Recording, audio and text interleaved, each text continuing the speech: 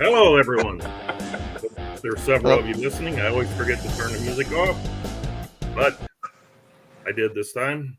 Welcome to Black Ace Friday Fun. You can see right here, we have two guests this week. Dynamo, otherwise known as Darren, and Jake Dog, otherwise known as Dawn. And that's another thing I always forget to do sometimes is to get people's real name, although I think we backtracked a little bit and got some of them. Welcome to the podcast, you two. And Welcome. I just want to get some general messages out of the way on Digital Downs events coming up, and then we'll get to some discussion with you guys. First of all, there's an auction. I think entries are either ending soon or already ended, but there's an auction Sunday for all ages. There's another auction, special auction on the 31st for just yearlings. I'm sure you have to have it in by the 29th, but I didn't look at the calendar. That was a wild auction last year, the yearlings auction. Several horses went for $200 to $300, so it got a little bit crazy. Also, we have a bunch of finals coming up. We have the Breeders' Cup Sprint, Classic, and Stayers coming up the 20th, the 23rd, and the 27th. I think the Sprint's first, then the Stayers, then the Classic, maybe. And then August 31st is a huge day because you have the overall Crown Championship, which is some of the largest purses you'll ever see. Best of the best coming to compete. And then there's also what's called the World Stakes, 2 and 3 year olds. Every single distance, 4 through 12 furlongs, there's I believe it's a $10 entry fee stakes race. Kind of cool. One of the 2-year-old ones, I believe, is a 99 and under. So you got one of those too. The 3 is for 3-year-olds and up, and then there's one specifically for 5-year-olds and up, and that one is a mile, I believe. So that's kind of the up and comings of what's going on. Also, anybody listening that's not a member of Digital Downs, this has been out there on Twitter, but you're given the opportunity to come in, sign up as a new member. You'll be given 4 horses from our sales ring, and that's a $60 value right there. You don't have to deposit or anything. The first 10 that join will be automatically enrolled. Only 1 horse per first 10. It'll be a 10-horse race. The purse is $500, so you don't have to spend anything. You might walk away with $500, or sorry, the winner's share of $500. So exciting event. What a really good offer. So I hope anybody that's listening to the podcast or will listen to it that's not a member will come over and try us out and get some good time with us and maybe win some money and start having fun. Okay, you guys know anybody? You two got people you want to bring over, and Darren, Frankie don't count. No, I just want to reiterate that this podcast is making my ears look a lot bigger than they really are. They're not that big. I'm really 152 pounds, but you know what? I put this persona on. Okay, let's do a little get to know you type chat like we always do. Start with Darren because he came on here first. Tell us where you're from, Darren, or if you were born somewhere else and moved, or what's a little bit of your background on where you've been. Yeah, I was born in London, England. More specifically, Romford. I don't know if you're familiar with that. The London part, but yeah, unless it's I guess you call it football town. I'm not that familiar with them, but no, it's a smaller town, Romford. Always liked horses from a young age. Was betting through my dad obviously at underage as well, but and started liking to like ride horses as well, and then starting to learn how to ride, and then going to like racing college and actually getting into racing as Oh, well. wow. Awesome. I worked for We'll get into a little more of that in a bit. yeah. We'll get over to Don and let him tell where he's from. Born and raised in Southern California. Been here my whole life. Okay. Never been a horse owner or anything like that. Just been a horse player since I was about the age of 16. Have you ever been to London? No. But you know what? Darren, you ever been to Southern California? Those are some places I'm No. getting ready to go to. So Oh, you are getting ready to. Okay. Yes. Yes. Anyone ever been to Chicago, Illinois? I haven't no. No. I hear it's a bit windy there, and I don't like the wind. It's windy, but it's not the wind. It's the people. That's the misconception. I think there's a lot of wind here, but it's the wind bags is what this windy city.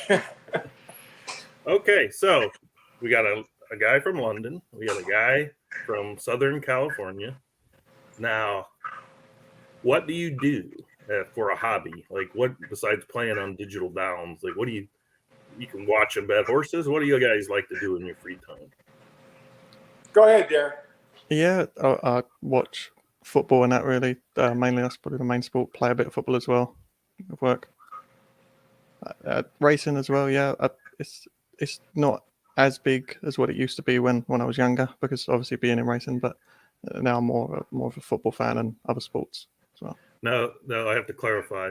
Football means in the U.S. we call it soccer. Yeah, that one, yeah. That's the one, yeah. Now, who's your favorite football club? I have to pronounce it like that. Arsenal.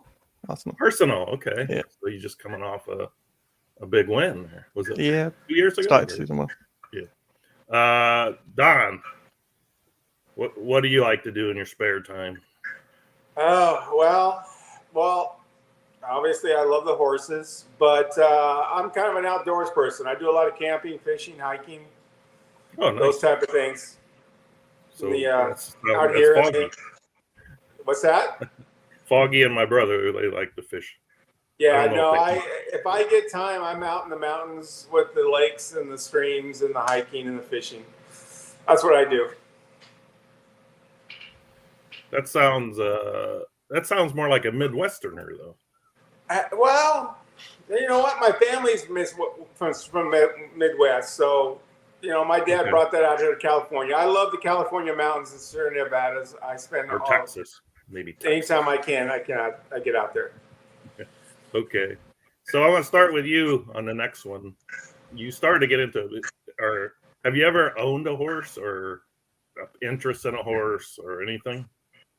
No, I haven't, Nope. and Okay. I it's been one of those things I've looked up out here several times. I looked out up and getting into syndicates and stuff like that. Always been something I wanted to do, but I've been a horse player since I was 16 years old. I've loved the horses. That would be a dream to own a part ownership of a horse. That I would love to get into that and try it. I know it's expensive. I know the costs, all that type of stuff, but it's just one of those things you kind of look at and go, you know what? One of those things I need to check off before I'm done. There you go. Darren, any horse ownership? No, but again, similar to Don as well. I've looked at like owning, being parts of syndicates and being shares of all sorts, but I never really followed it through. But is that as popular in England as it is here? Like, there's a lot of syndicates around here. there is, and there's been some big success stories as well from some syndicates as well over here, which is keep me interested. Now, if you had a chance to visit any racetrack, and maybe you've already been there, so what's your favorite racetrack? And if it's one you've been to, let us know that you've also been there. Or if you haven't, the one you'd really like to go to. Made you think a little bit, huh? Darren looks like he's got so many listed, but what's your favorite track, Don? One that I've been to would probably be Epsom, but at the Derby. I was actually leading up a Derby horse as well. Yeah, so you're gonna get my ignorance here because I don't follow. I mean, we all know about the Ascot or Royal Ascot or whatever, but I have Yeah, actually heard of Epsom though. It's one of Gary the classics. keeps us, Gary keeps us up to date on The track UK which racing. the other track which you would have definitely heard of, and it would be the dream to go to one day, is Melbourne Cup. Yep. I'd love to go to there. Nope. How about you, Don? Oh, I'm about 30 minutes away from Santa Anita. Oh, nice. Visit it quite often. I just love going to the track. Hated to see Hollywood Park go away. Although I'm a Rams fan, so I'm happy with the new SoFi Stadium and the Rams football program there. And I always try to hit the Del Mar when they hit the Del Mar meet. Del Mar is a beautiful track. Yeah. Oh, yeah. I would love to go to Del Mar as well. Do you guys have? Let's see. We'll go with Don this time. What's your favorite horse of all time? Real life. So far, it's been pretty much Secretariat for people that come up. I gotta tell you, no, I'm a Secretariat fan. It's about the time I started watching horse racing. But my favorite horse of all time, it's got to be my first big win on a bet, and that was a horse called Very Subtle in the Breeders' Cup against Groovy in the sprint. Mm. And Groovy was the favorite on the sprint, and a filly named Very Subtle beat him. Oh wow! And I had a pretty good chunk of money to win. Paid 26 something on that horse. Oh yeah! I'll never forget that horse. Awesome. How about you, Darren? I mean, I've obviously no Secretariat and heard of it and that, but for me, it has to be Frankel. Frankel, yeah. I figured that would be very popular over there. Did you name your kid after Frankel? No, well, yeah. I mean, a little bit went into that. Yeah. That's funny. I'm going to shift a little bit now to the Digital Downs. So, do you have a favorite horse in Digital Downs that you've ever like put high on your mantelpiece for? That's my favorite horse of all time. There would be two if I can name two. Yeah, name two. Yeah, I mean, obviously the one that you'll probably all remember is Noble Lady BMS, but she'll always have a soft spot. But she was actually bought when she was actually already pretty good. So I wouldn't count her top of my list. Top of my list would probably be a horse called Yeats Making Waves. Don't know if you remember him. Yeats, he was my first limb winner, 3-order eliminator winner. Yep, I do remember. I think he went on to win close to nearly 2 million in money. He won the Belmont as well. So. Oh, nice, very nice. How about you, Don? I know any horse that you have out there that beats you enjoy. I gotta say, when I was here before, obviously I had a 10-12 year lapse between me coming back and when I was here before. I remember a horse back when I was here before named Christy. I think it was Christy Colt. God, I think it was. I wasn't here, so I would not remember it. So I think it was a Ryan Express horse. The horse won at every distance. Didn't matter what happened. The horse just was dominant. I think it was called Christy's Colt or something of that nature. Okay. Back then, I remember that horse and just thinking there was no horse ever better on this racetrack. Okay. Have you ever heard of Forgotten Magic? I don't think I have. I don't remember that. Where's the guy in the chair? I can't see him. Yeah, mine is Triple Crown winner, Forgotten Magic. Thank you. Thank you for mentioning. Yeah. I actually was getting ready to cut in. I wasn't going to wait. And then you brought it up. I go, he's got to be reading my mind. You know what? Now I remember Forgetting Magic. Yes, I remember that horse. Yeah. It's contractual. The horse must be mentioned every single show. So I'm glad you kind of let it. Thank you. All right. Let's see. Stan, you got a favorite horse? Yeah, we know. Arctic Warrior. Oh yeah. Look at him. There you go. He wasn't supposed to be on camera. He's eating. All right, let's go. Steve. Is Steve here? I don't see Steve anymore. All right. Anyway. So I want to also talk about how you got here to Digital Downs. So, Don, you were here before. Yes. And then you came back. So, how originally, what got you to Digital Downs? Yeah, I originally joined, I don't know what it was, like back 2008 or something like that. Played for about 3 or 4 years. And then, life got busy, family got busy, and I went away from it. And I just came back this season. Okay. So yeah, it's been a 10, 12-year lapse since I've been here. And you've been rebranded. What's that? And you've been rebranded from Yes, SoCal I did. to I just changed Jake it. I just changed the name from SoCal, which I was forever, to Jake Dog Racing. And I got to tell you, I love the site right now. I mean, so many advancements. It's so much more intriguing than it was before. So kudos to whoever did that. But yeah, no, it's been a big learning curve coming back. Big learning curve.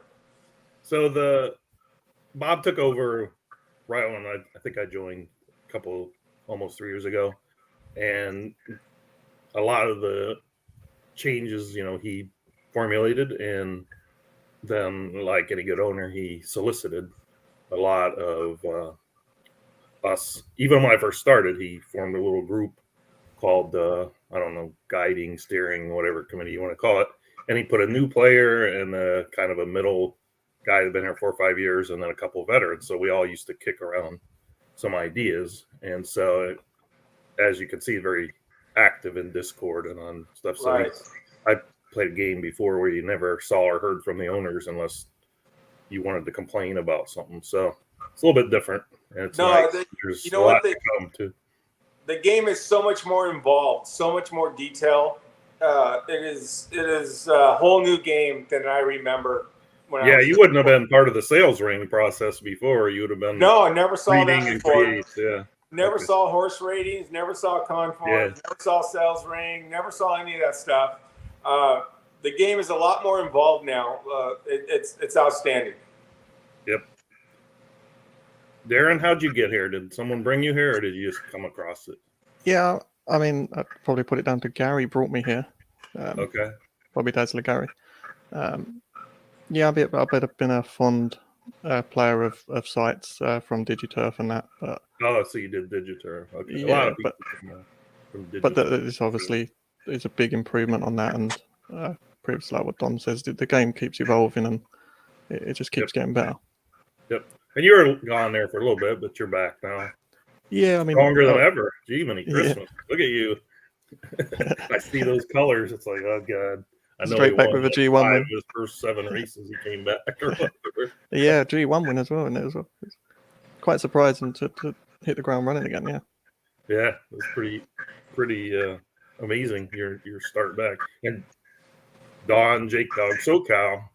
I think I comment in here all the time. I hate when he's in my races. He's always coming up and beating me. So he's doing well.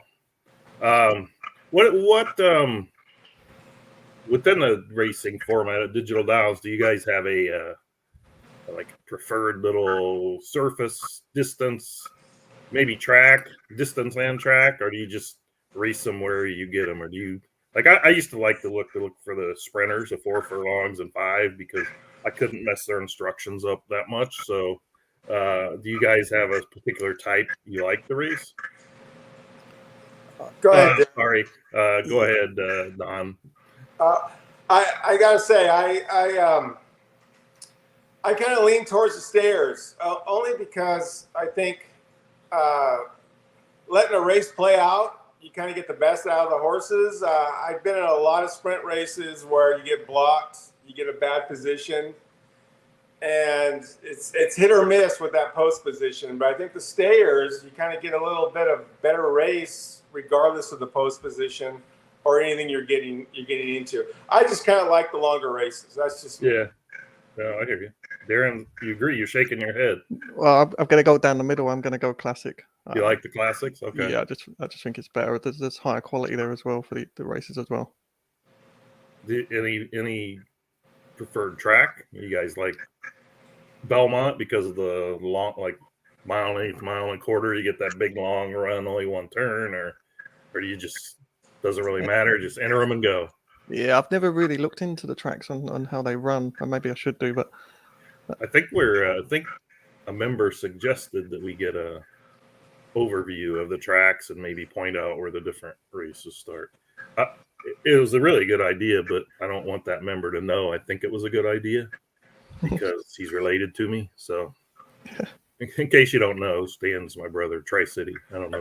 Everybody may not know that, but I never like to give him credit. So, another thing I always wonder, and because it's changed a lot too, is jockey selection. Like, do you guys have a list of favorites, or do you utilize the drop down that when you go enter a horse and see he's been winning at X%, or did you build? There's a little function within the game where you can build a jockey set for each track and distance. You guys just go with the flow, or you guys, I like Gaffleone or whoever. I'm going to use them every time. I'll go with you, Darren. I'll put you on the spot this time. I select as I go. I don't have a preset. I do it more drill down to the horse, and if it has preference for a jockey as well. So you relate. You mean you look at a horse to see what jockey rode it before, or you mean when you're entering it, you when I'm entering drop down and see the jockey stats basically? Because that's new too. Don wouldn't have seen that before either. Yeah, I like the stats. The stats are good, and I'm obviously not going to pick someone really rubbish like a jockey, but I try and pick that within the top bunch. But if I'm in a big race, I do tend to take a bunch of jockeys and work them on that horse. And you do. Would work better. Oh wow! I'm going to tell you what a big nerd I am. Is I took and ran every jockey at every track at every distance to see if my results. So there's jockeys on there that don't win that much that are actually decent jockeys or that aren't utilized. A lot of the jockeys that win a lot are because they get put on the best horses, obviously, kind of in real life. But so I did that once, and it actually improved. The jockeys have kind of swapped tracks a little bit, so I'd have to do it again. It takes a long time, as you can imagine. But so that's what a nerd I am. Don, how do you select your jockey? I kind of go with you a little bit on that, Lee. I look at their winning percentage for the distance and the track we're going on, but I know there's a lot of jockeys out there that are waiting to pop, and I try to look back and try to find those jockeys that aren't getting all the runs that they should on the best horses, but look like they can get some good runs in them. Mm-hmm. There's a couple jockeys I go to, like when you first see them.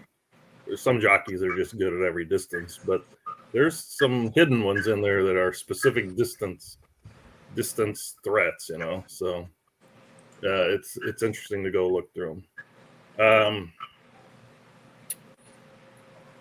Do you guys, let's see, Darren, I have to say this because I keep getting messages about it, but you've been voted the youngest member on the site.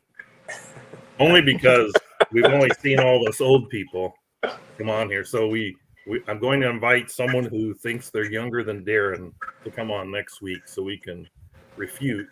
Lee, I'm only 27 years old. Only 20, well, he's only 13. He's only 13, so...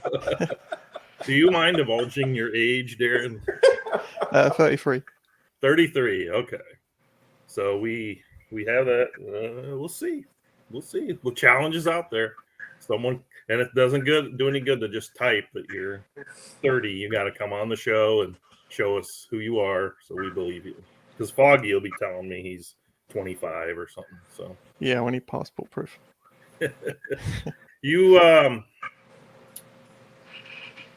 You do any breeding before, Don, when you were here? Like, did you buy public breeders or? Very little. When I was here before, I ran a very small stable, maybe 30, 40 horses. Mostly I did the claiming and tried to move them up. This was back when you had like Ryan Express and Chernobyl and Polaris Bloodstock. Those guys were dominant.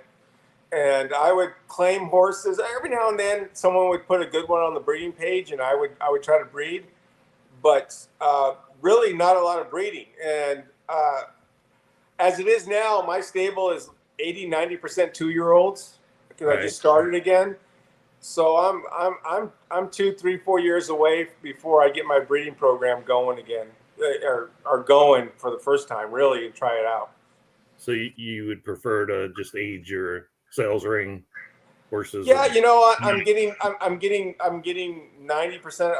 I've been doing a bit of claiming, but 80% of my horses are coming out of the sales ring, and then we'll see how they go. I think I've got, I don't know, maybe 12, 15, 20 horses that I think are going to be good breeders going forward.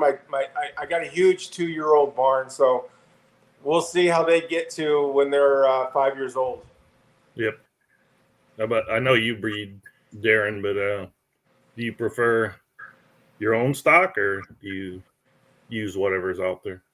I do prefer my own, but I'm not afraid to dib in if there's a good mare or sire on there. I mean, I think most recently I used a pairing from Foggy himself, and I got quite promising results actually. So. Oh, nice.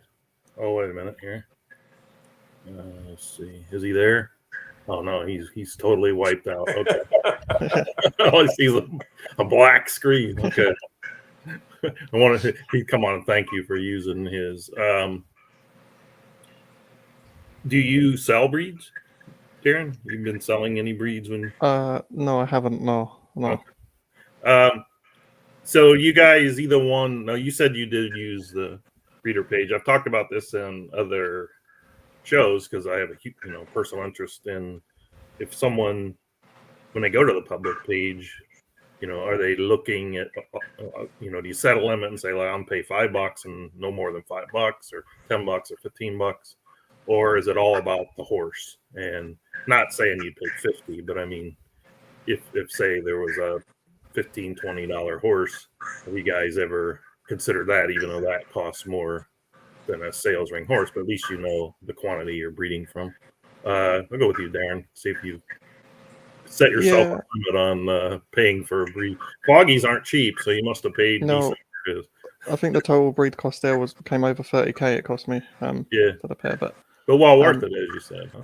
Yeah, I mean, certainly I'd go into a little bit more detail if the breed did cost a little bit above what I wanted to pay, and obviously accounting for the whole cost. But if it ticked a lot of boxes for what I was looking for, then I'd definitely go ahead. Yeah, the money here is definitely worth it, Yeah. How about you, Don? Are you looking on the page at all, or? I do. I'm looking more for the proven runners, horses that have been there, done that, and raced in those races I want to see the races in. Haven't really figured out the conforms and the horse ratings yet and all that type of stuff. But if a horse runs in stakes and wins, I don't care what the price is. I'll breed it. Okay, that's cool. That's really good to know. When's the last horse you bred, Darren? Was it the one from Foggy?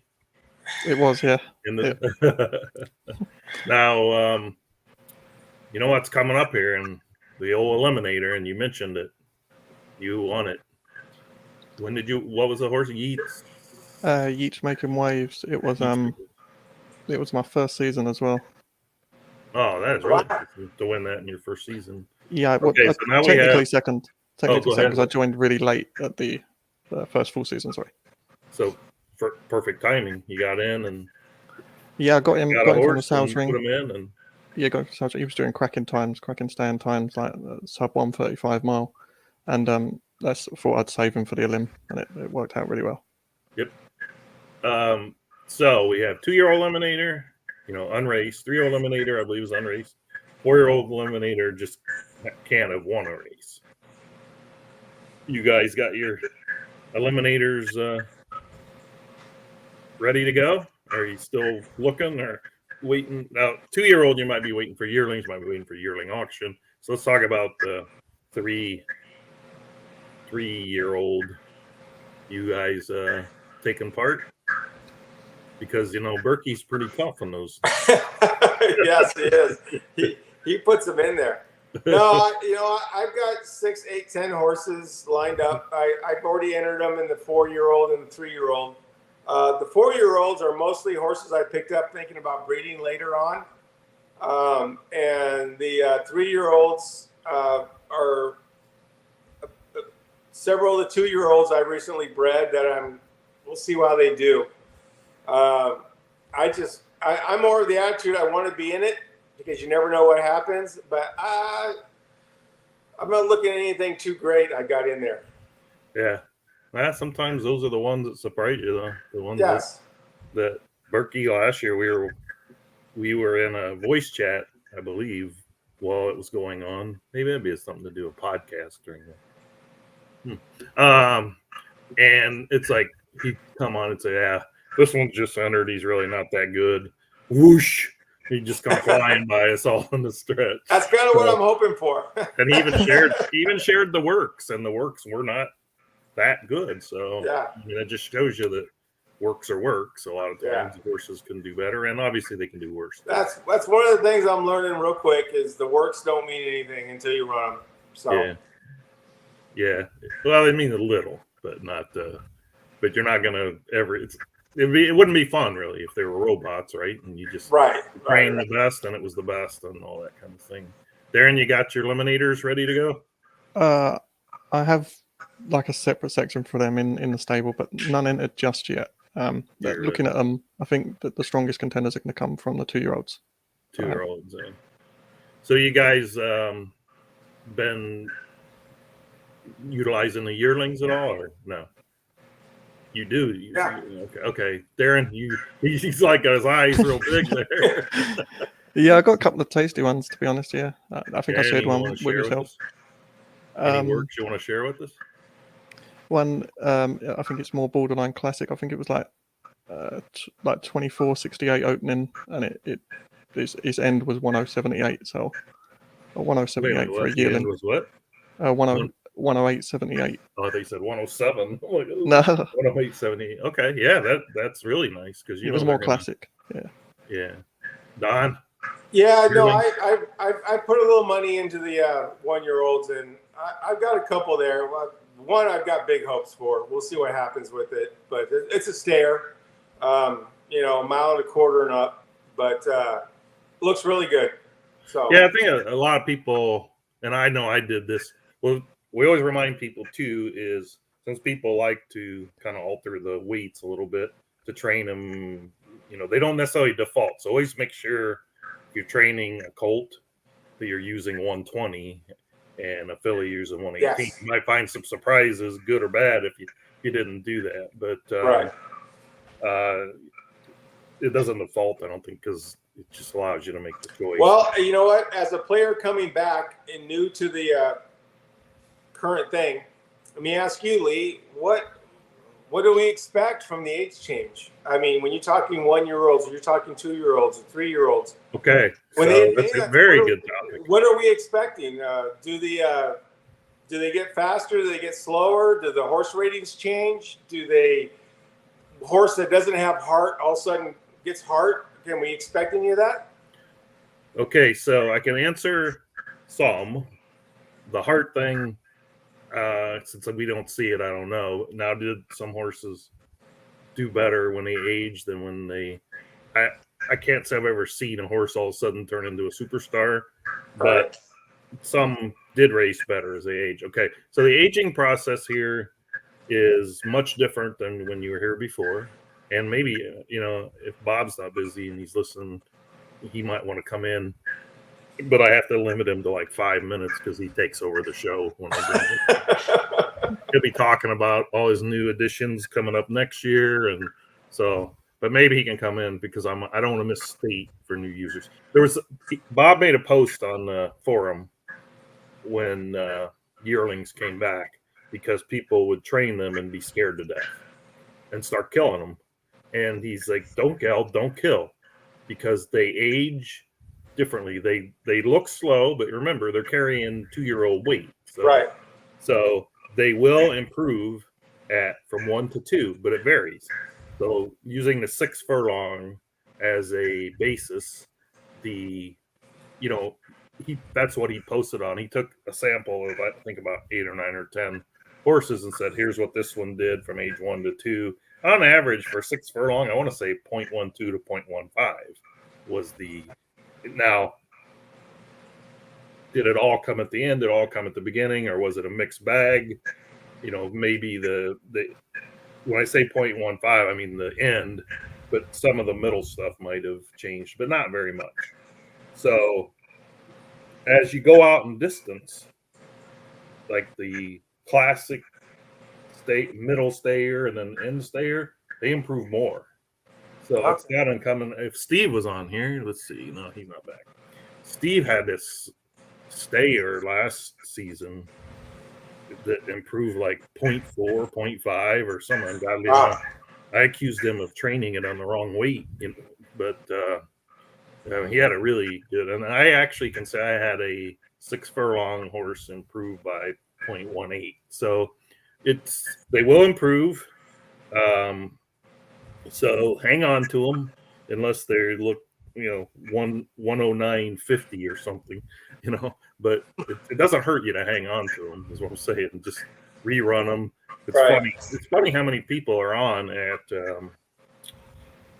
12:01 Eastern on day change, either breeding or training or whatever. It's amazing how many people do want to see what their horses did. So that's yearlings. That's the big change. Okay.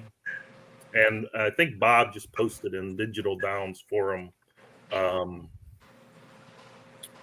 the post I'm referring to. So if I state anything wrong, I apologize. So I was just recalling from memory. So that's the big change. From 2 to 3, there should not be a change. Minimal. I'm not saying it'll stay the same. The conform shouldn't change. What has changed from when you were here before? There was what was called peak racing age. You couldn't see. Then we had it here. You could see it. But as a horse gets older, his peak racing age becomes older as well. So used to be a horse would be born designated a peak racing age. And if it was, say 120 for a colt when he turned 3, and then he would digress. So Bob has fixed that issue. So be confident that your 2-year-olds will be competitive against the same set of 2-year-olds that turn 3. Now, obviously, the other factors in there, like you mentioned, heart and longevity. Every horse can only race so long, and depending on how you ran them into the ground, right. There's always the factors you can't see, but that you won't see a major change. From 3 to 4, you will see a bit of a boost, but all horses are going to see that boost. So. It might shock you at first. I think from 4 to 5 they get another boost too. Darren, Bob's. Oh no, sorry, that was at Creek. Never mind. I always get you and Creek. I don't know why. You look or sound nothing alike, but I always get you too confused. So I think they do increase again a little bit at 5. So. But at 4, they definitely get a bump. So, they can still race and maybe even race better. If I'm wrong with any of that, I'll let Bob correct it into like the forum. He can go in and say, I can't think of the guy on the news that comes in or on a sports show at the end of it on ESPN comes on and corrects everything all the commentators said during the way. So that's my recollection, and I'll let Bob correct it if I'm wrong. Did I answer? Was that everything? Did you? Now there are, like you said. No, I'm getting the idea. There's a little bit of change, but it's all relative. So it's pretty consistent among everybody's getting the same change. I would invite someone to come on and say, if anybody knows, like, hey, you know what? I had a horse that couldn't run at 3, and boy, he turned 4, and like he's a world. Well, you know what, and that's my thing. I have a couple of horses that I've been sitting on that got great works, but didn't do anything on the track, and just wondering whether an age change makes any difference on that. I think, I'll defer to. I'm kind of notorious about moving them to the shed pretty quick, so I'll defer to anyone that has life experiences from 3 to 4. I think Stan's horse from 3 to 4. Arctic Warrior is as good as ever, and some of the ones it ran against, but that's kind of a freak horse. Darren Yeats, how did it do as it aged? Oh, it was unraced as 2, because obviously it went into the 3-year-old Lynn. Okay. Did you bring him back as a 4-year-old, or did you start breeding? Okay. He was a gelding, so he was always going to race as a 4-year-old, but I think I over raced him a little at 3, so he did regress. Oh, okay. I don't know if there's enough data. The 4-year-old racing is a little bit light. You should race more at 4 years old because the money's there, and with the track bonuses. But I'm the guiltiest person of all because I like to breed. But I finally got myself some pretty decent horses. There he is, ladies and gentlemen. All right, someone put a timer on. Real quick. There's the man. Can you hear me? Yes. Yeah, I won't be long. Trust me. Oh, yeah. Now, good evening, gentlemen. Thank you for coming on the podcast. So, like Lee was saying, I did post that link. I posted it in Discord. That was made a few seasons ago in the forum on Digital Downs around the yearlings, because I think prior to me taking over the site, they were allowing yearlings to race, and they had these. You might see it now in your stable with the yearlings. You have this training tool. Like I don't really know what they were trying to accomplish, but really, what they should have just focused on was actually the horse itself and the ability of the horse, and as it aged and how it progressed. So one of the things we focused on at that point in time was to take a look at weight penalties and things like that yearlings were taking on or weren't taking on like they should be, and may give false reads or false impressions, and then obviously they were they just didn't pan out too well as 2-year-olds. So we made improvements in those areas as far as some weight penalties, and we removed yearling racing, which I thought was pretty stupid. And the last thing I'd like to get rid of is this little training tool, because you can make slight adjustments. I've never used it. I still don't understand what it is, and I know Chrisman does, but you can make slight adjustments to your horse. And I think if you look at the splits, it'll help with like your gait time, or your close time. You make subtle adjustments, right? But at the end of the day, you're talking about the vet stuff, or no? It was the off-track training stuff. Yeah. Oh, okay. Yeah. Yeah. So, I think that I'd like to get rid of that, but then obviously fix the default weight for the yearlings, maybe for next season, so that you don't have to worry about that. But so anyway, I posted the time difference and stuff to always remind people. Like, for instance, I saw one retired the other night that was absolutely ridiculous. Yeah, we saw that. It was unbelievable. Okay, and that's not even that horse would win now versus 2-year-olds. Can you bring it back and put it in the auction? No, it was a sub 23 closer. Yeah, it was crazy. And that horse is going to probably get anywhere from 16 to 30. What do you call it? Tenths or hundredths of a second. Taken off at that time when it turns 2 years old. Yeah. So, and then once it turns 2, like any other horse, it has its own unique lifespan or way of deteriorating, right? Because all the horses are unique. They're not the same. So, some horses are maybe well built for 30 races, and some actually may do well, in the first couple races. But that was actually combined with another effort we had with 2-year-olds as far as like this first race wonder that these horses would run, right? So a lot of times in the old days, you'd get a horse in the first race. It was incredible. And what guys would do is that they would they would breed tonight and they'd enter it in a stakes race tomorrow, and they would win the stakes race, and then you would never see the horse again. And these guys would just repeat this process. So, we took a look at all of that. Then we put mandatory maidens in place to make sure that, that was no longer happening. And then you also needed to have a win now for stakes. But all that really started from the yearlings. And then we just kind of took it step by step of where we think we need to make improvements overall in the racing. Now, Lee's right, 2 to 3. There's not that much of a change. Some people might think that there's a regression, but there's not really. There's, sometimes it's just a variable that you're using when you're training, but there's similarities between the 2s and 3s, and there's definitely an age change that's quite evident from 3 to 4 and 4 to 5. Now, I will touch on this one topic real quick, and I won't go into much detail, but I will tell you that currently we are in the background.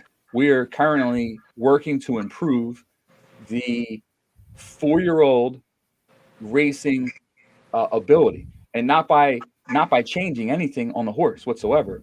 We are looking at how the 4-year-old versus the 3-year-old is impacted by various elements like drag and drift and weight and distance, contact time on the track. We're looking at all of that stuff for the 4-year-olds. So while we think we've made great improvements with the 4-year-olds, we don't think it's a finished project yet. So, down the road, maybe a next season or during late in this, there's more going to be coming out as far as, making improvements to the racing ability of a 4-year-old. And this assumption that a 4-year-old can't run with a 3-year-old, when I've seen many 4-year-olds win this season versus 3-year-olds, but I get it, right? But we want to make it crystal clear that there's something to be gained by hanging on to your 4-year-olds. So, right. We won't stop that effort. So, Bob, I do have some questions for you. Yeah. Let's talk a few next season things, okay? Because that was going to be my next topic. We had some polls up on the site. One about the Breeders' Cup layout. It was overwhelmingly. Let me look at. I have the results here. I believe it was 14-5 for a new format. So, not to give away everything you're doing, but there will be some changes to the format, I assume. Yeah. So again, we'd have to go back into history and look at what was available many years ago on the site, where before that there was no series like this. There was no championship racing. I mean, they had a somewhat version of a Triple Crown, but all they had was something called the Superstar Series or something. And that's what, horses would run in that. And many of us that migrated or raced on other sites like Darren, like I raced where Darren raced, we come from a different style of racing where we had qualifiers and we had championships and we had all these things. So when we got to Digital Downs, none of that stuff existed. So it was quite an easy transition for us to build something that we already are familiar with, right? So we built the qualifiers and we built the sprint classic stayer distances, right? And that's how kind of all that came to be. Now, with that being said, it doesn't mean that that's the best way to do it, right? Now, I think it's kind of boring myself, but I also think the way it's structured limits the purse money that's available to be won. And that's really at the end of the day, we're racing against our peers, but we're racing for purse money. And some of us have different goals. Some of us want to shoot for big races, and some of us like to run a condition book, right? Right. So the way the current structure is with qualifiers and then sprint classic stayer, it allowed for people to make multiple entries into these races and accumulate a lot of points all season long with horses that didn't necessarily belong there. And by the end of the season, you had these horses in the finals, and when they would race for this purse, that was a rake. So it wasn't really supported by the site. It was created by $1 or $2 rake from the races that they ran in. So I just think that it's kind of a boring structure. I also don't want to support it financially, but I will if I have to. But I would much rather put something in that's intriguing and a structure all season long that allows for big money to be won all season long, that has a better point system in place, that then we're all shooting for in a whole week of racing, and you get to enter the races where you think your horse best fits, for a much bigger purse. So basically, the way the qualifiers work now are the BC races. You might see a purse for 200, you might see a race for 300 or 400. What I'm talking about is a new setup where, you could have stakes racing, and those purses may be anywhere from $90 to $120, right? You see graded stakes racing, G1, G2, G3, they may be 180, 200, 280, 300, right? Mm-hmm. But then you're going to see BC grade stakes, BC grade 1, whatever. That may be 750. That may be 1250. That may, you know what I'm saying? Yeah. So that's kind of where I want to move this next season to. Darren's eyes just lit up. big time. Yeah. He's like, well, listen, here's the thing. The value in the horses is there. And I don't think still there's some people that I don't think are, I don't want to say appreciate's the wrong word, but maybe don't realize it. When you got horses out here, 3 races in that have earning $300-400 already, and they're not even in a stakes race. yeah. So there's value here. Now, the thing is, we're about to have the first ever $3,000 horse on this site. Okay. That's big for us. Now, I know that we have ways to go, but that's big for us. Okay. Where is he? Who? There he is. Right. The Arctic Warrior. Right. Now, I hate to say this, but in 2-3 seasons, that number is going to get destroyed. Stan. 3,000 is not going to be good. Don't listen, Stan. Don't listen. Yeah. I would expect that you would need to be in the 6, 7, 8, maybe 11,000 range a couple seasons from now in order to be the top earnings horse on the site, because that's the direction that I want the site to go in, and I want a structured race layout for for the separation and the career path to shoot for that. And maybe you're not a BC type horse, but you can still be a regular stakes horse and still win $2,000. Okay. And that's so we have work to do with it yet, but I would not expect the layout to be the same as it is now. It'll be many more stakes races, many more. And so that everyone that's listening that doesn't necessarily chase the old format, like everybody won't be looking for the 1,000, 2,000, 3,000 purses, and they're not going to get priced out of the game, I guess is what I'm saying. You can still run your basic card if you don't want to chase the dreams. Right. So we have the new. I don't know if you've seen the schedule that's out already for next month. It's a test of a new structure of base level racing, and from Parks as the low track, its entry fees are anywhere from $2 to $6. Okay. And then from Gulfstream, I think their entry fees are anywhere from $3 to $7. And then you have Santa Anita, which is very similar, so it's like $4 to $8. You have Belmont, which is like $5 to as high as $13 on base racing. Yeah. And then you have Churchill Downs, which is anywhere from I think $7 to it may even be $18. So you have a structure, you have a place to run. Right. You have an ecosystem. You can if you want. Right. But what I would remind people of is it's built for conditional racing and built for a career path type thing. So if your horse is in a 7K, 7.5K non-winners of 2 at Parks and you're killing the field, why aren't you running it at Gulfstream for a 12K non-winners of 3? Right. The entry fee is $1 more. The purse though is $10-12 more. And that's kind of the way you should look at it. And if you do well there, then you can go run the 16K at somewhere else. If you want to be in claimant, or start from high to low. But either way, and if you're blowing out a field in a 25K claimer, then why aren't you running a standard stakes race? It's not a greatest stakes race. I don't think you're going to run into XYZ horse there. And we'll be doing more of the conditional stakes stuff too. Non-winners of 2 stakes, 3 stakes. We even have a weight allowance for stakes, non-winners of 20 days, minus a pound, stuff like that. So there's a number of things now we're trying to spread out. So these things are going to be worked in. They're not hitting in September, right?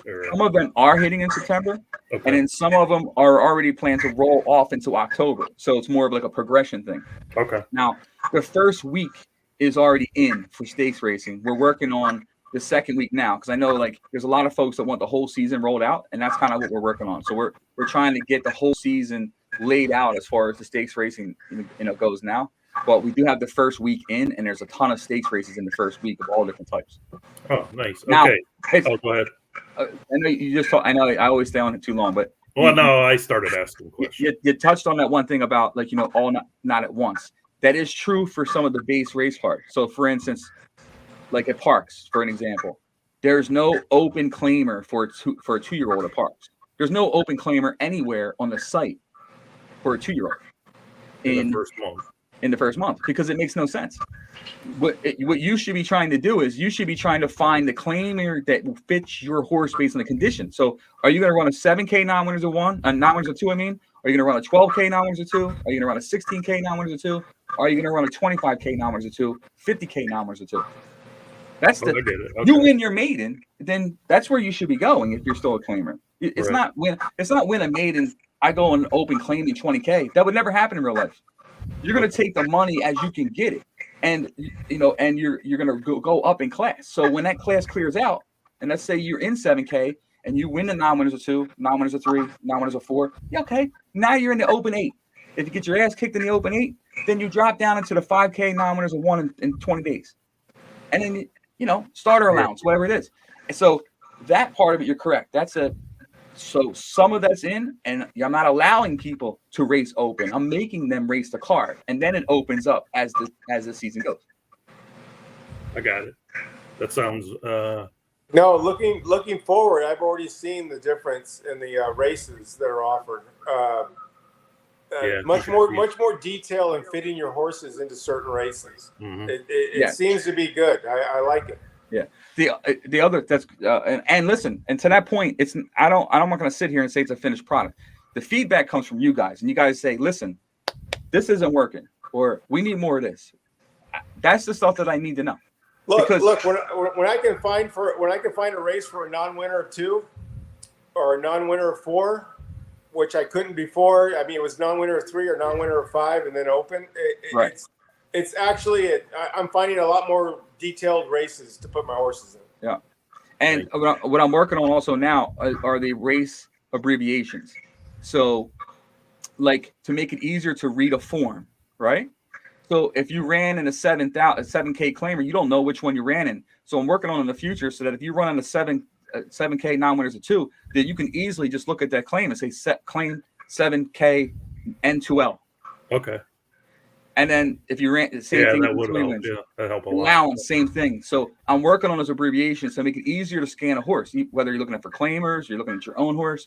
So a lot of that's going to be manual in the beginning until I try to get it where I want, and then it'll be kind of automatic so that it goes right into your race form and then you see it. So nice. It fits in with it. Nice. So you also kicked around looking at some different distances and maybe new tracks and rotating schedules so that like they do in real life, like a Saratoga and a Belmont and So we're definitely looking at a couple more tracks for the season. I'm not saying it won't be available right away, but we may roll out a track or 2 during the season. I'm hoping for 2. We'll sprinkle them in. We won't hit them hard with a card. We'll just kind of sprinkle some races in to get everybody kind of adjusted to it. But I also would like to work out the total the size of the tracks. So I want to do some stuff with that. And then I want to work on some distances. So I'm thinking maybe 2 distances, and I'm kind of leaning. I'm not really sure. I think a mile of 16th for sure is going to be there. And then it's really as the next distance. I'm not sure if it's going to be a 5.5 or 6.5, but maybe something in there. Right. And eventually, I think you'll see that expanded as well in the future. Okay. So, hey, Darren, any tracks you want them to add from your area over there? We're gonna get English racing, Bob, or? I bought the assets. Yeah, I say that every time. He does have it. I did. I bought all the art assets and everything to make that. But which one you want, Darren? I mean, we have the meat racing, don't we? Which obviously supports like the bigger calendars over here, like Ascot and that. But was it like the steeplechase? Oh yeah, I mean, we spoke about that, didn't we? Like that I bought that shit too. I got the bushes and everything. That would be fun. Do the horses just run right through them, or do they jump? I mean, it is a goal of mine to eventually do it. I mean, I wouldn't have bought it for no reason, but I do have it. It's kind of like a project kind of thing. But I think it would be nice because I don't know, not too many places or games that actually do that. But so we're working on tracks. See, the tracks thing has to come into play, and because I think it would be fun to see more tracks. But at the same time, when we enhance the breeding aspect of everything, the farms then come back into play. Because I think I said it before, I'm not in favor of charging people to move horses. Right. You know what I mean?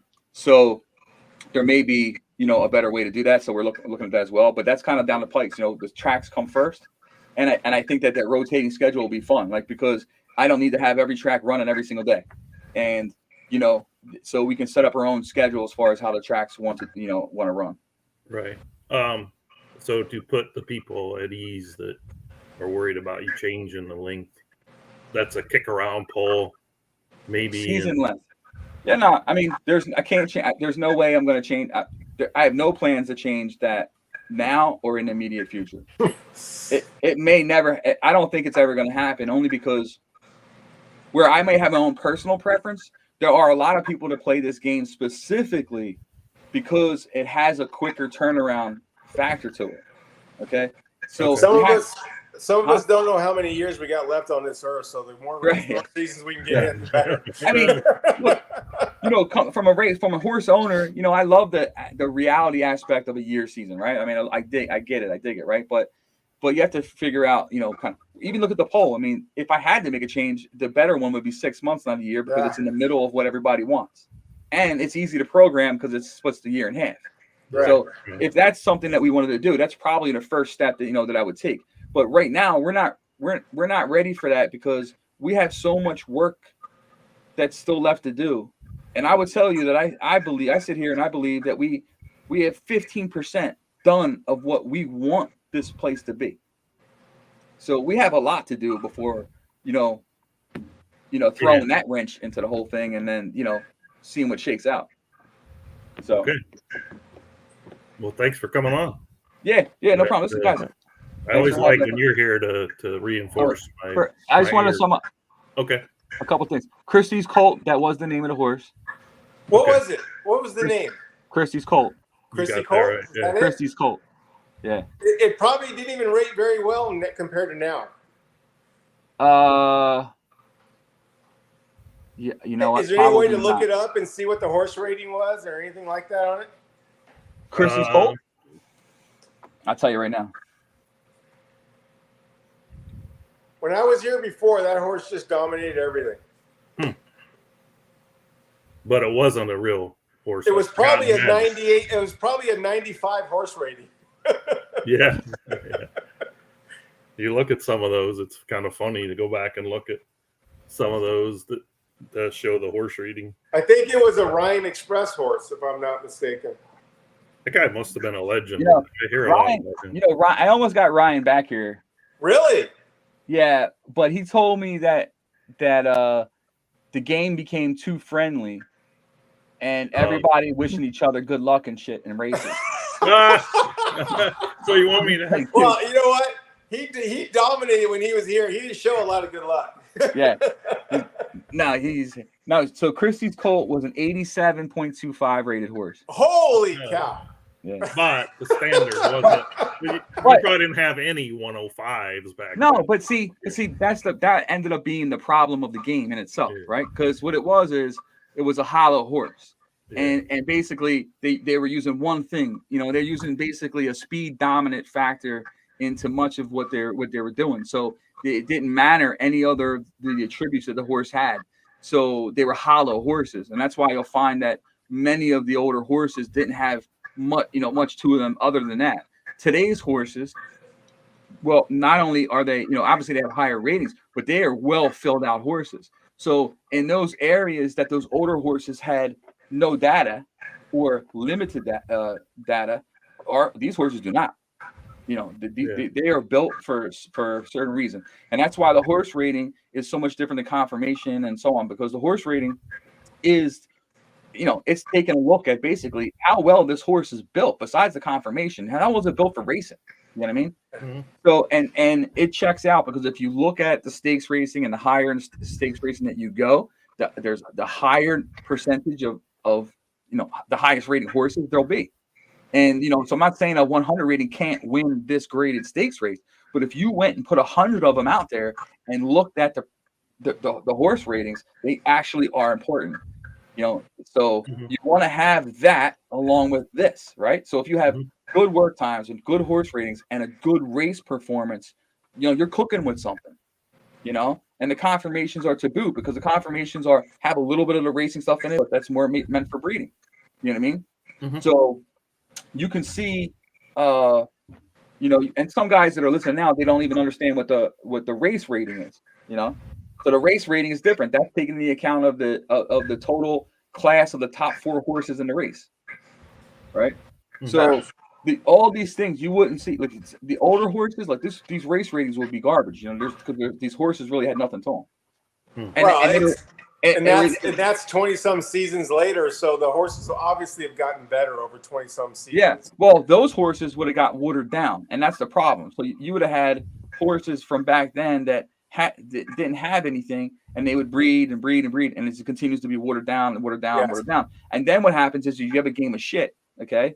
So then a new owner comes in and does all these crazy-ass adjustments, Freddie, what he was doing with these horses to try to, whatever he was trying to do instead of actually fixing the foundation of whatever else was wrong. So, here you have pass-through traits. It's not just one number, one speed thing, whatever. There's many elements of the horse that when you breed, it's hereditary. You can make the breed line better.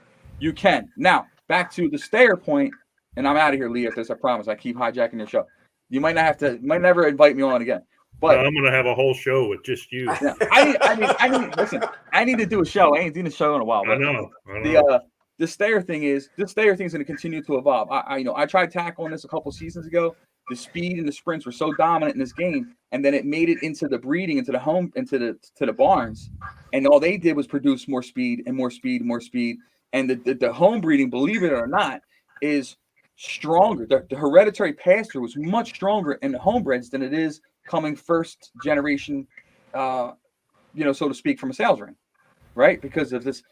You can see it in the confirmations where you guys are actually able to cook and build something. But the bottom line is it was such speed dominant for 3 seasons that the game got filled with sprinters, right? Mm-hmm. So it's going to take time to get this stayer thing. I think this season will be the first season for probably everybody here prior to me taking over that they're going to start to see some real stayers.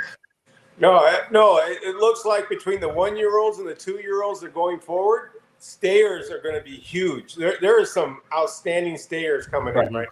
Yeah, that's true. And in order for this to change, in order for us to keep that ball rolling, unfortunately, it's going to take a season or two for those stayers to get to the breeding sheds, right? Yeah. So that you can mix it to that formula and create new, unique style horses, including pure stayers.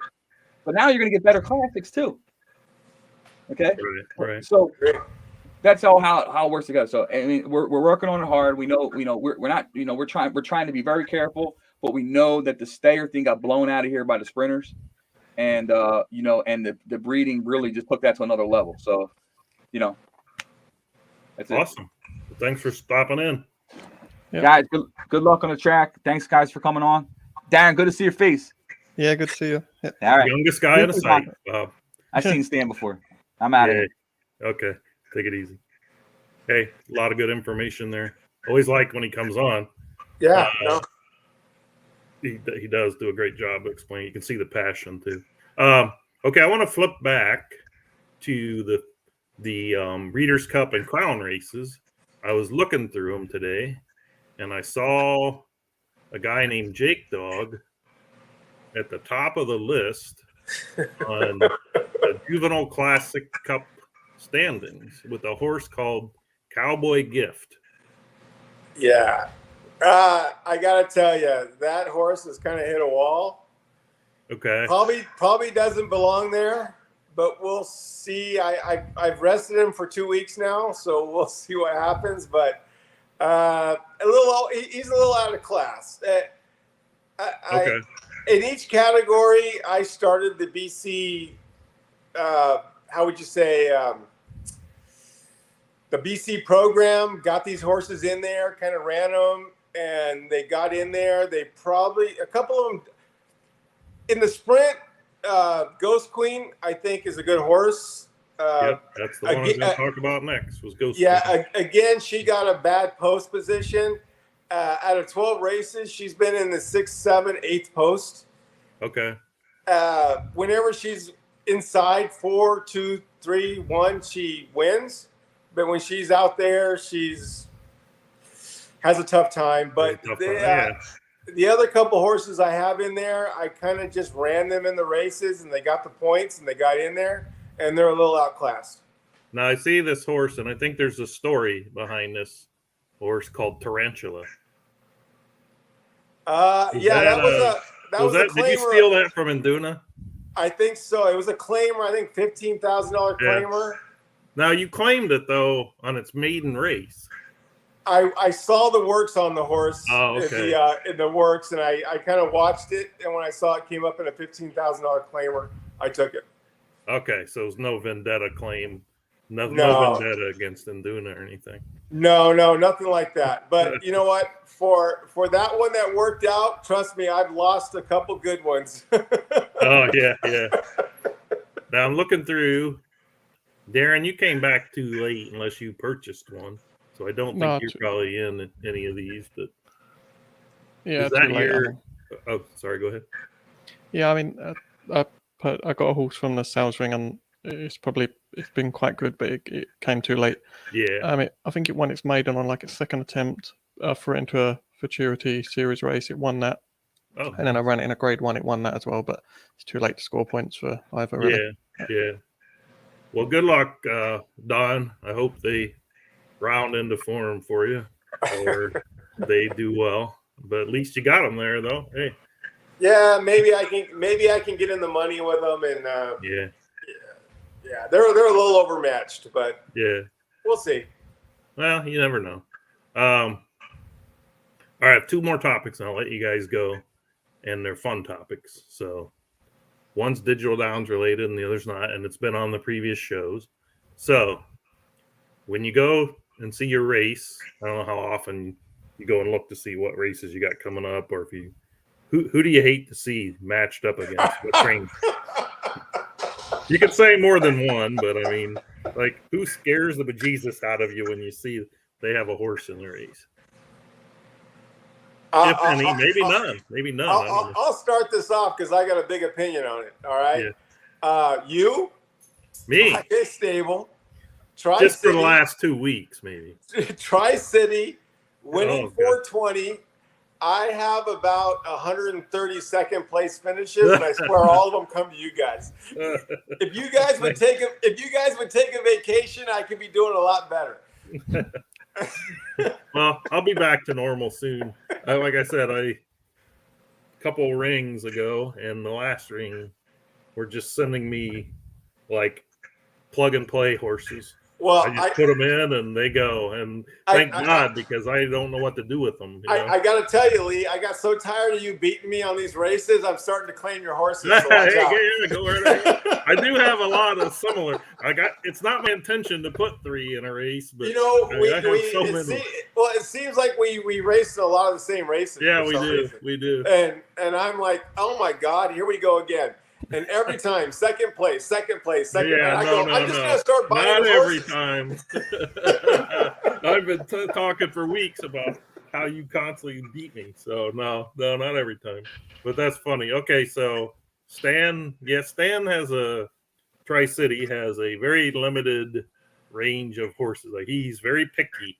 Like, he wants fast, middle, or quasi stayer horses, and he is wait a minute, where is he? I think he's gone. Okay. Because I went crazy with the sales ring, I got a lot of the $5,000, $8,000, $10,000 claimers, $15,000 claimers, and every single time it's you guys beating me, and I'm like, okay, I'm just gonna buy their horses from now on. Yeah. But you know what? You could do well running claimers. Don't get me. I mean, you're not going to make the super big money, but they pay a lot of bills. But that's, you know what? That's 80-90% of my racing. So, okay, Darren, who scares you? Yeah, well, for me, mostly it would be Eddie. I mean, Eddie, yeah. He never seems to run a bad horse. He seems to place them really well. But Pancho as well would be the other one as well, because he's normally always got more than one in there, so you have to watch your insides and outsides where they're going to box you in. Who's that, Pancho? Yeah, Pancho, yeah. Yeah, he's got a quality and quantity as well. I always said I have a new one that I had before, and now it's coming back again, is Ghost. Galloping Ghost. He's back, and I beat him today. I mean, I didn't even win the race, but I beat him, and it's like, all right, I only beat him in the race. But yeah, Eddie Pancho. I mean, the norm. I just didn't know if there was like.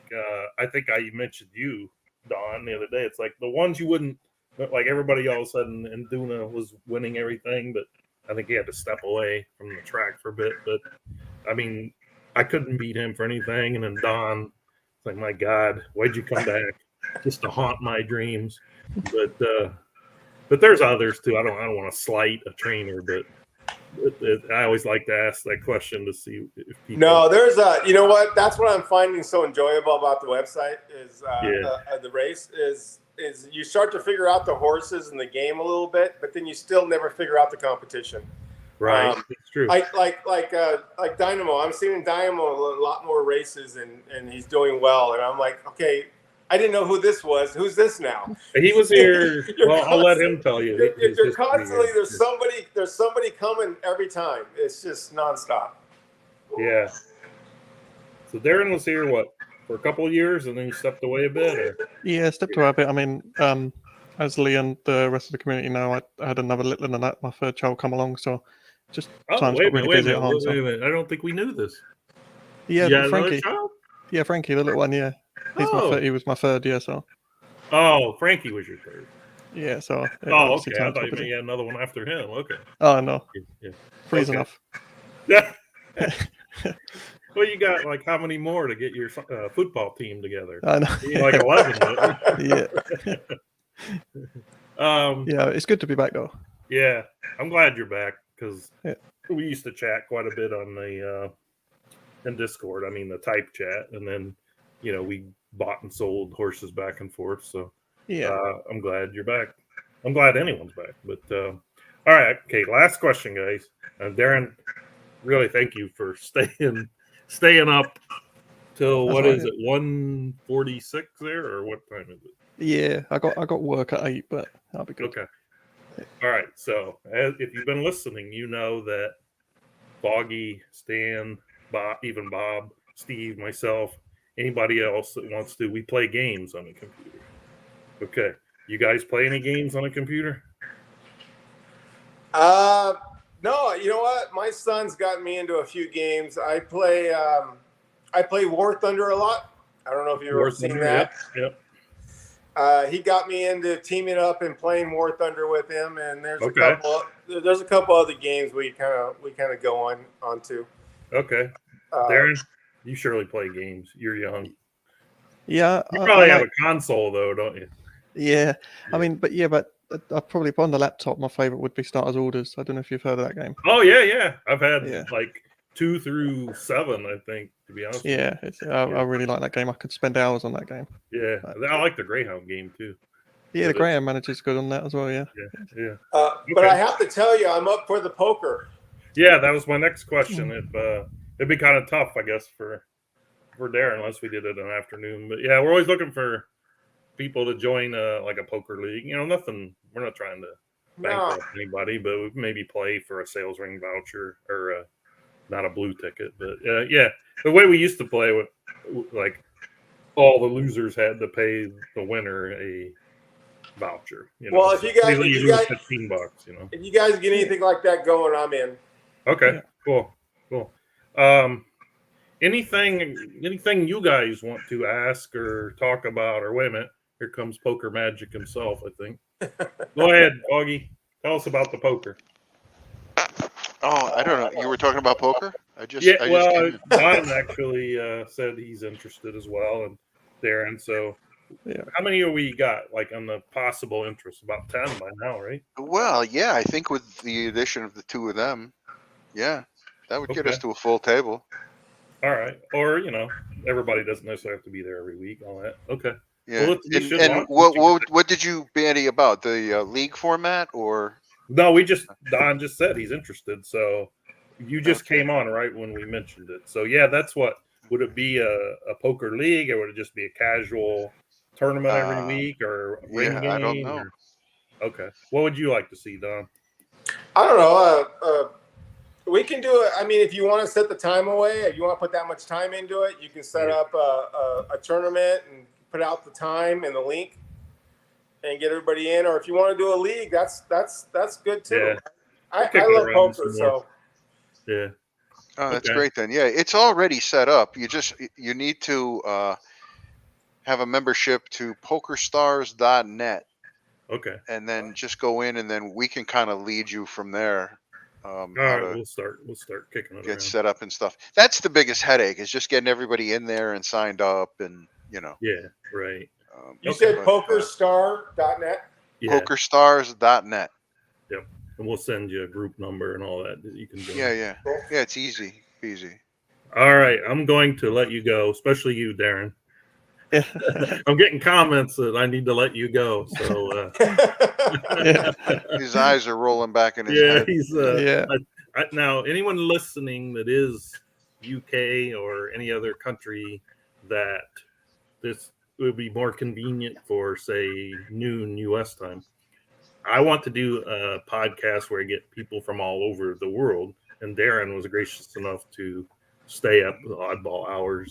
But I kicked it around Discord. I didn't really get a lot of responses. So anyone that listens or is listening, please send me a message. You'd be interested, and I really want to get the non-US folks as well as the US folks. But like if I need to do one at noon our time here, then we'll do it.